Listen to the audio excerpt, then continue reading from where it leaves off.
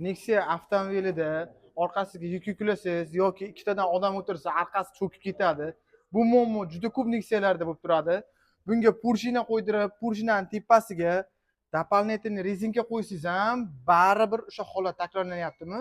Unda men sizga albatta oranjviy purshinani tavsiya qilaman. Bu purshinani ham 3 xil, 4 xili bo'ladi. Sizga xuddi shunday kompyuter yozuvligi bo'ladi. Shuni tavsiya qilaman. Nimaga buni tavsiya qilishimga sabab, bu purshina ham yumshoq, ham og'ir yuklarni bemalol ko'tarib, sizga uzoq vaqt xizmat qilib beradi. Hadovoyda tilloqdan qildirsangiz ham, lekin shu arzimagan bir dona rezinkani qo'ymasangiz, qilgan hadovingiz bir tiyin foyda bermaydi. Nimaga buni deyapman? Bu mashinani yaqinda hadovilarni qilib berishgan bitta ustaxonada, lekin mashina umuman yumshamagan. Biz buni yechib ko'rganimizda ichki stabilizator rezinkalari mutlaqo ketayotibdi ekan. Shu sababli bu mashina juda ham qattiq bo'lib, mashina yumshamagan. Agar siz ham xuddi shunday foydali ma'lumotlar bilishni xohlasangiz, albatta profilga obuna bo'lib, videoga bitta like bosishni unutmang. Bu sizga bundan ham foydali ma'lumotlar chiqarishda davom etamiz.